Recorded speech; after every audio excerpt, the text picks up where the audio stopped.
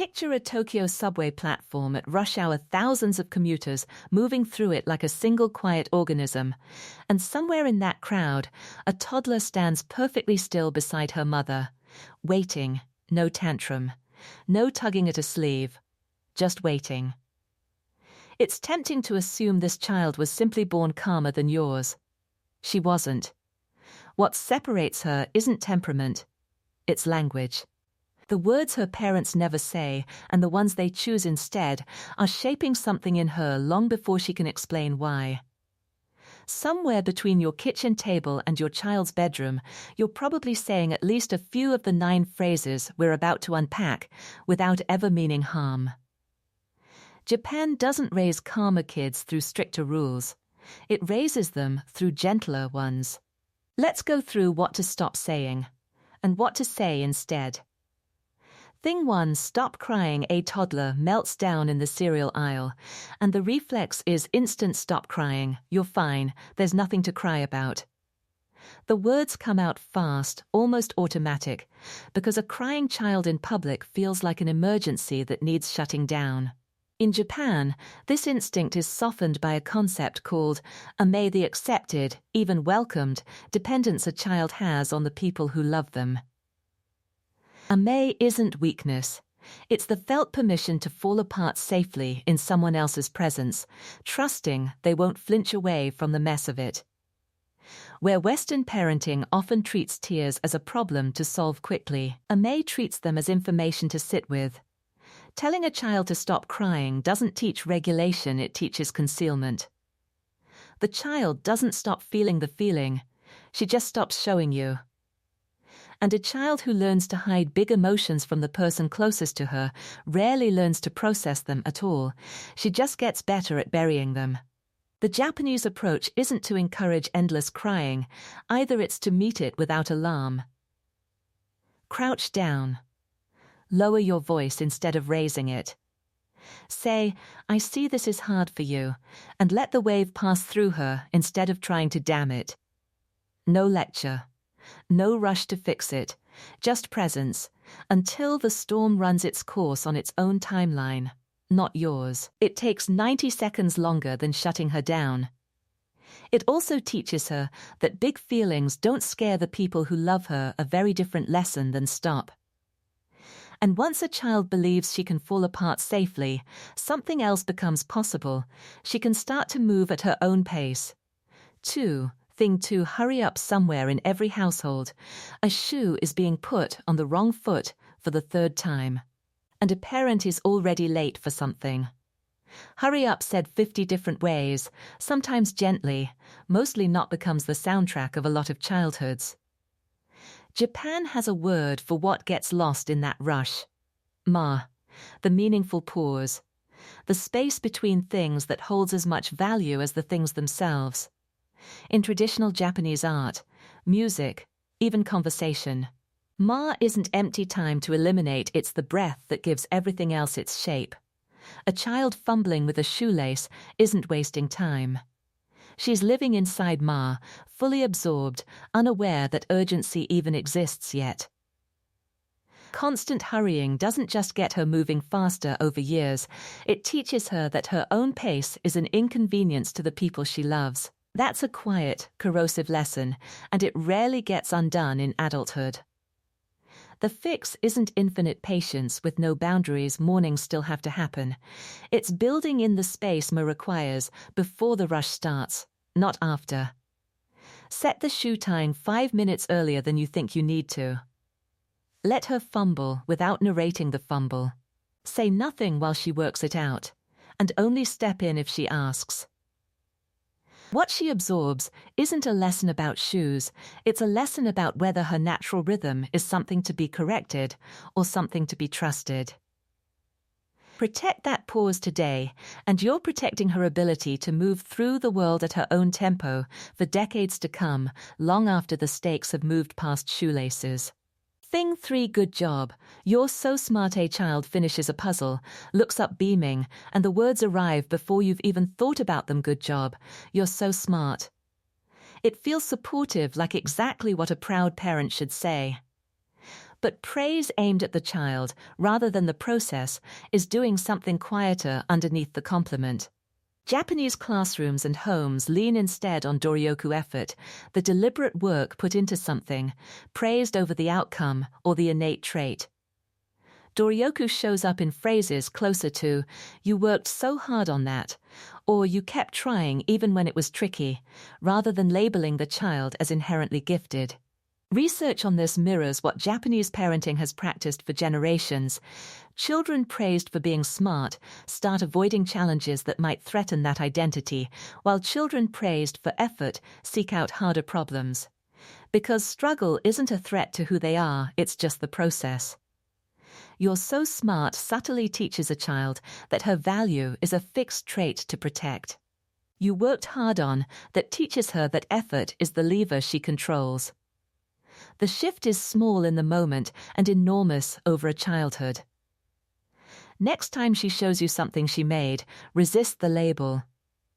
Get specific about the process instead. "You tried 3 different ways before this one worked," and let the outcome speak for itself. It costs you nothing extra. It just requires noticing what she did instead of what she is. And a child who trusts her effort over her identity is a child who isn't afraid to be a beginner again, a quality that matters for the rest of her life. Thing 4, let ME do it for you. Watching a 4-year-old struggle to pour milk while it's dripping down the counter is agonizing, and the fastest fix is obvious: take the carton. Pour it yourself, move on with the morning. It's efficient. It's also the opposite of what Japan quietly optimizes for at home.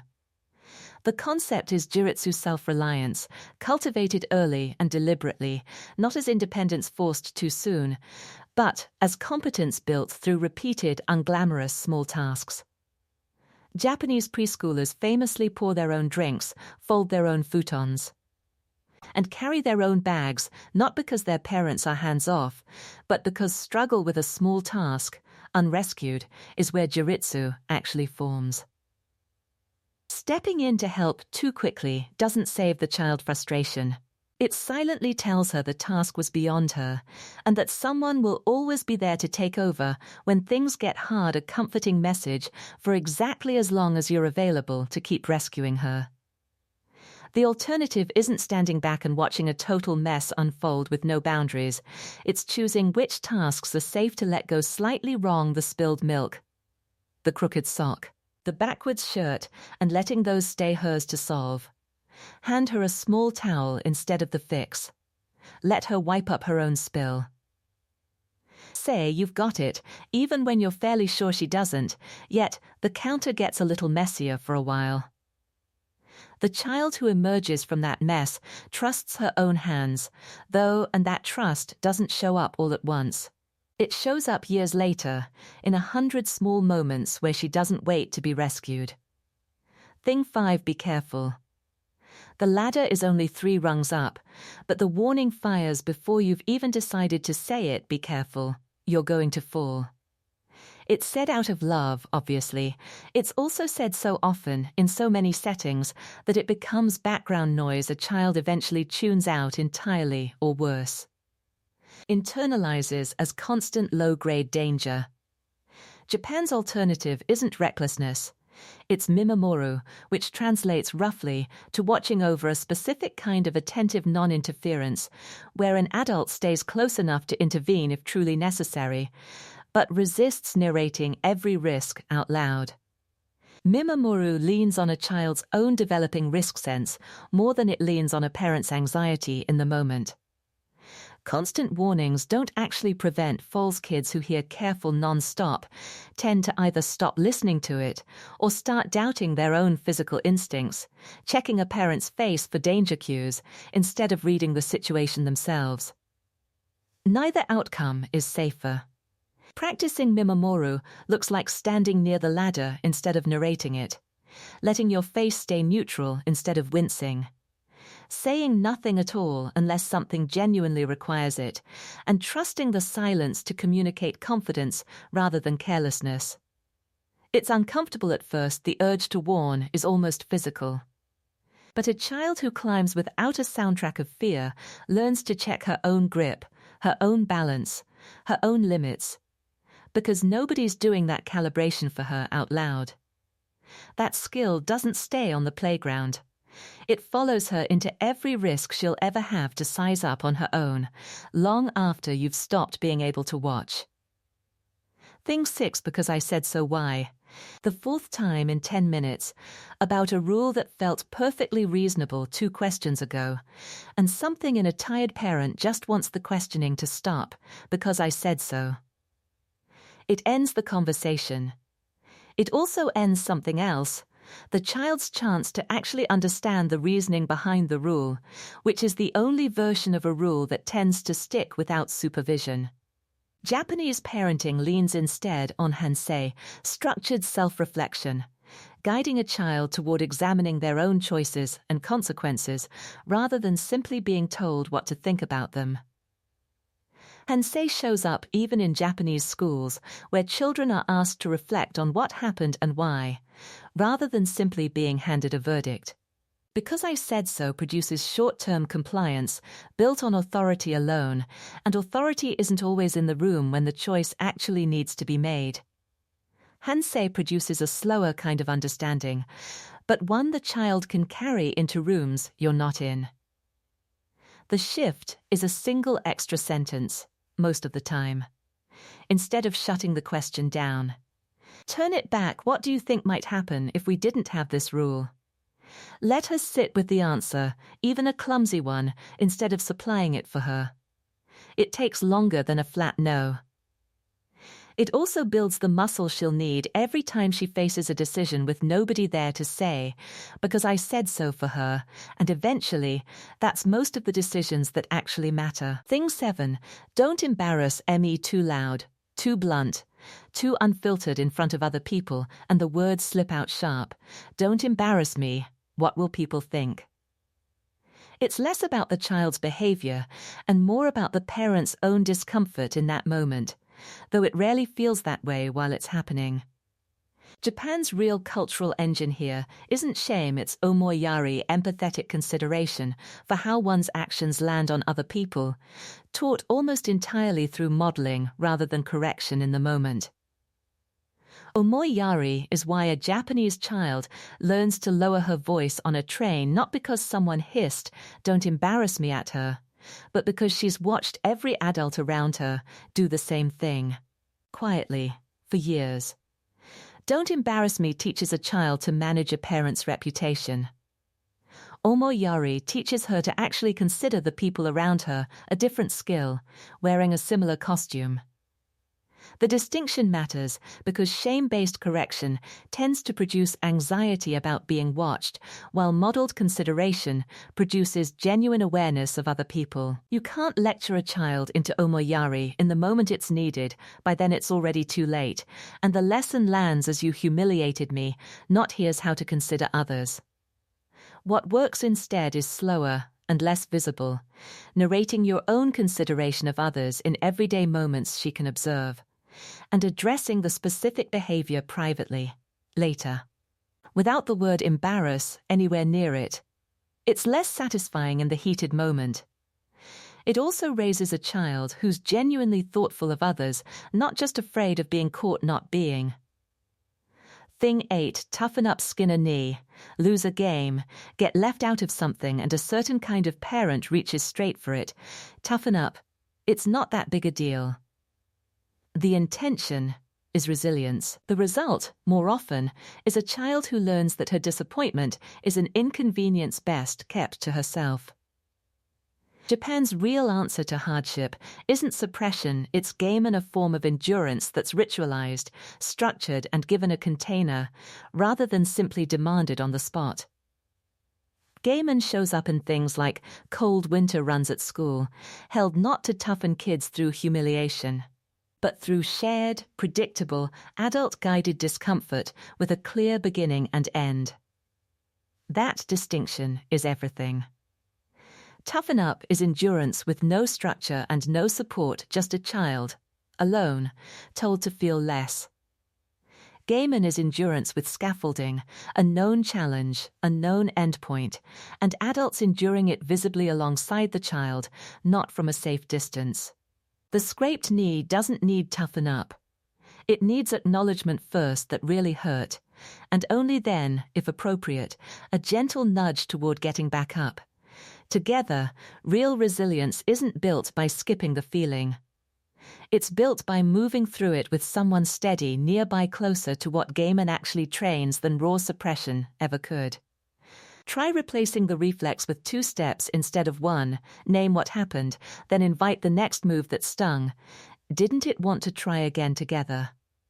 It takes 4 extra seconds. What it builds is a child who can sit with discomfort without needing to hide from it, the slow-built version of tough, not the fast one. Thing 9, don't talk back, more heat than expected in her pushback, and the instinct is to shut the exchange down fast. Don't talk back to me. It restores order in the moment.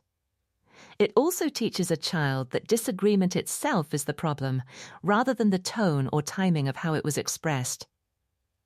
Japan draws a sharper, more useful line through a concept called Enryo, respectful restraint. A way of holding back or expressing disagreement with consideration for the relationship, rather than suppressing the disagreement entirely.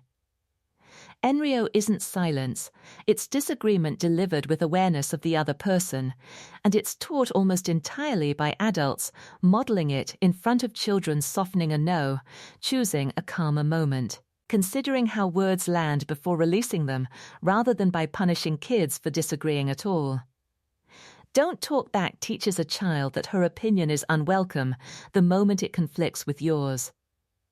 Enryo teaches her that her opinion is welcome, but how she delivers it matters.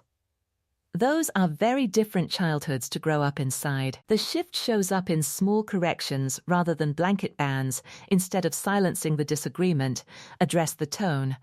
I hear that you disagree, can you say that again, a little softer? It keeps the door to honest conversation open while still teaching restraint and respect. A child who's never allowed to disagree doesn't grow into an adult with great judgment about when to speak up. She grows into one who either stays silent when it matters most or explodes when she finally can't anymore, and Enryo is really an attempt to avoid both. None of these 9 phrases make anyone a bad parent, they're just reflexes, inherited from how most of us were raised ourselves, rarely questioned because they were never meant to be examined that closely. What Japan's approach offers isn't a stricter rulebook.